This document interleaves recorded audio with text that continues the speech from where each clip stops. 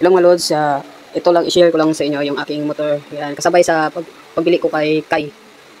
Nag 3 years siya nung ngayon na year, noong March 2. Bago lang siya nag 3 years. I-flex ko lang sa inyo po kasi mamamaalam na din tayo dito. Kasi naghanap din kami ng buyer nito para mabenta namin. Kasi need din namin talaga na ma-feed yung aming lupa na dapat tayuan namin ng bahay.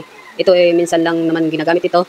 Ipapakita ko sa next vlog yung ilang talaga yung takbo nito, mga 5,800 yung natakbo nito kasi ginagamit lang to panghatid ko sa pinsan ko at saka sa anak kong lalaki sa school. At saka sobrang lapit lang naman yung school nila.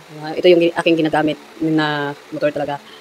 Itong video noong pagkuha ko pa to, noong mga 5 days na nakuha ko to na motor. Kaya kita nyo super bago pa talaga.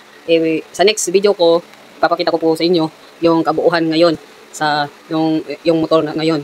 Baka interested kayo, pangdagdag talaga namin to sa lupa na aming hinulugan para mabilis na ma-feed namin kasi mahirap talaga na nagre-rent lang kami. Almost ilang years na. Alam niyo naman yung pinagdaanan namin sa mga landlord. Unang-una namin sa landlord, niloko pa kami.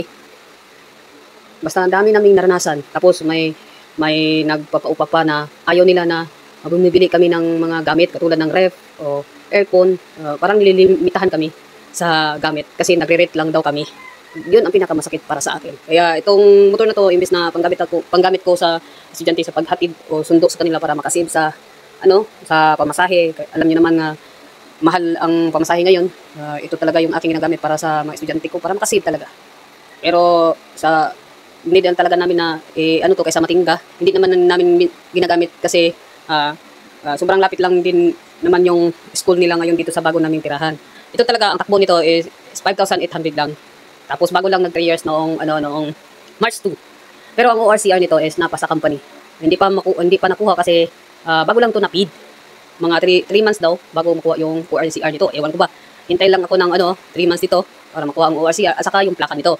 At saka yung name pala nito mga loads para alam nyo, hindi sa akin yung name. Kasi hindi ako makaka-apply kasi ang trabaho ko nasa karinderya lang. Kaya hindi ma-approvean. Kaya nagamit ako ng tropa ko para mag-apply. Yung nasa company talaga nagtrabaho. Pero binayaran ko naman siya. Siguro nung pagkuha namin dito, ang bayad ko sa kanya 5K. Tapos kung kukunin pa yung plaka nito at saka yung ORCR nito, babayaran ko pa siya another. Hindi pa nakuha yung plaka nito at saka ORCR. Kaya isahin ko na lang para isang bayaran lang.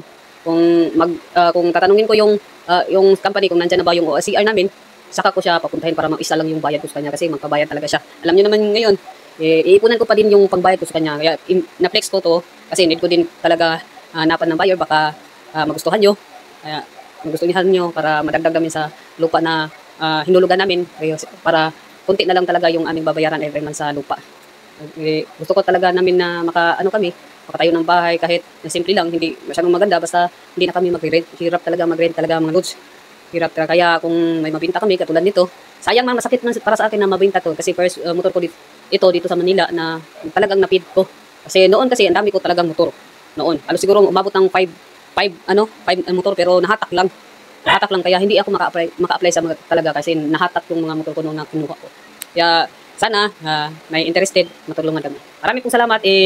I-video ko lang po yung bagong update ngayon. Update ng motor ngayon kung ano kaiba o gaano kaganda pa yung motor ngayon. Maraming pong salamat. Hanggang sa muli. Bye.